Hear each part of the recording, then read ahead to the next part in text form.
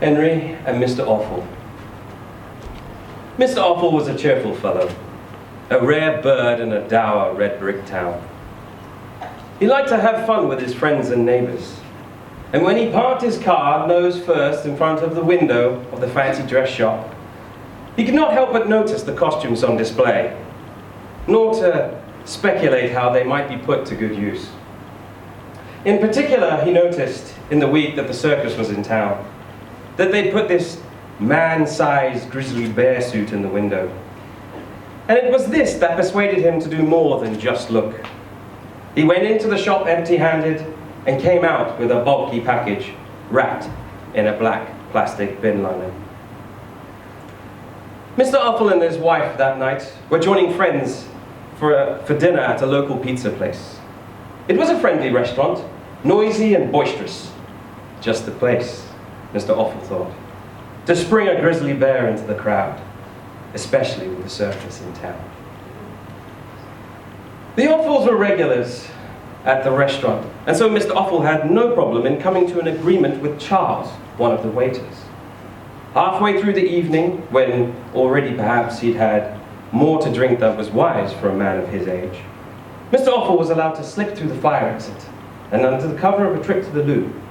A few minutes later, for the car park was only around the corner, Charles allowed him back in, this time carrying a bulky package wrapped in a plastic bin liner. The package was hastily stored in one of the cubicles in the gents, and Mr. Oufle rejoined his friends. There was a little preparatory work to do before he reappeared in his Usain guise. "You were a long time," his wife observed. "Are you all right?" "Perfectly well," he said, his face beaming. He poured himself another red wine. They ate noisily with their fingers. They spoke with their mouths full. They talked across each other.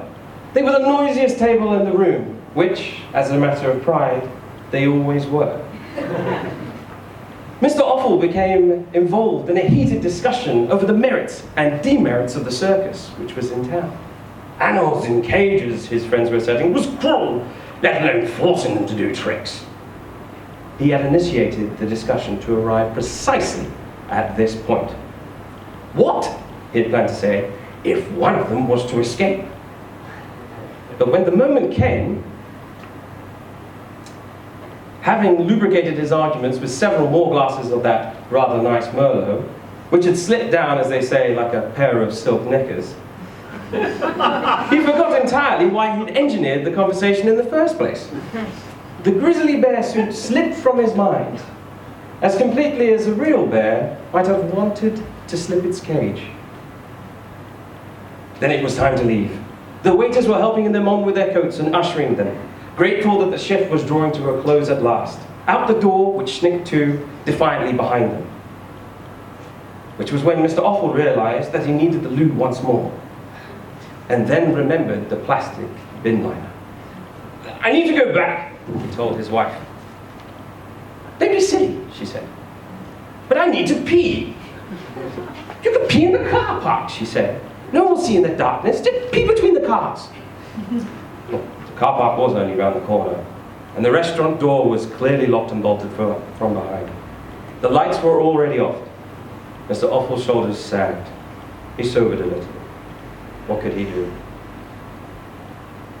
The car park was at the edge of the playing field upon which the circus sat. And as Mr. Oufle relieved himself in the dark shadows between the cars, open doors either side shielding him from view, he stared down towards the big top. There were few lights left on at this time of night, but small red dots buzzed like fireflies in the periphery of the big tent. It was smokers, he realized. He emerged from the canyon and stood with his friends. "Something's going on down there," they said. There were torchlights too, he realized.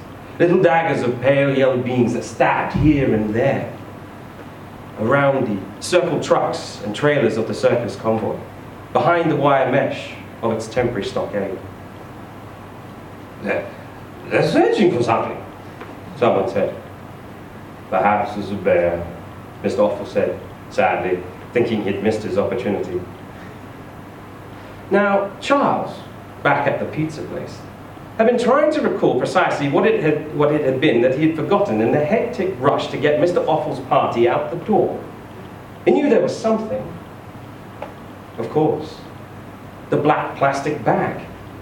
A present, perhaps, for someone. It had been left in the gents.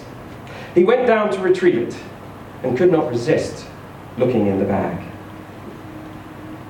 A pair of black eyes looked up at him from behind a black, protruding snout.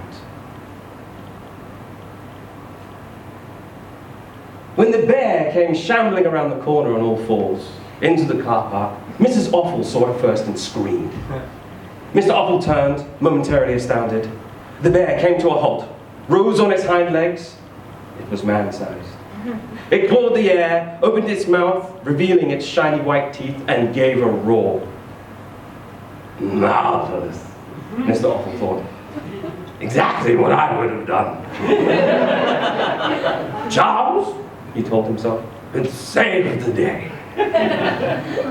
Have no fear, Mr. Oufle cried. I will save you all.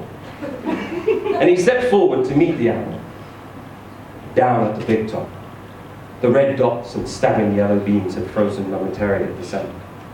And as Mr. Oufle closed with the bear and attempted to grasp one of its clawed hands in his own, they began to flow across the dark night.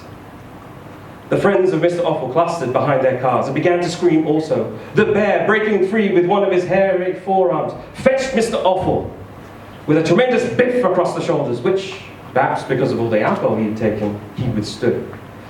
Hey, hold on, chap, Mr. Oufle cried, struggling to keep his feet. The red dots and torch beams, now accompanied by dark seeming shapes, swarmed over the playing field. They too were yelling, and the bear and Mr. Oufle struggled valiantly before them, neither giving ground. Stand aside, a voice said, and Mr. Oufle heard the of a properly opened champagne bottle and felt the whiz of something fly past his ear, and the bear went unaccountably feeble, and wobbly, and floppy, and had become disinterested in their game, and then fell to the ground. It'll be asleep for hours now, the voice said, and the man with a short rifle stepped forward into Mr. Offle's line of sight. But Mr. Oufle paid him no heed. He sank down to the bear and began pulling at his ears as if he was trying to pull off the head entirely. Charles! Charles! He was calling out in sheer desperation, which was when Charles appeared from the pizza place, and in his hand, the big plastic bin liner.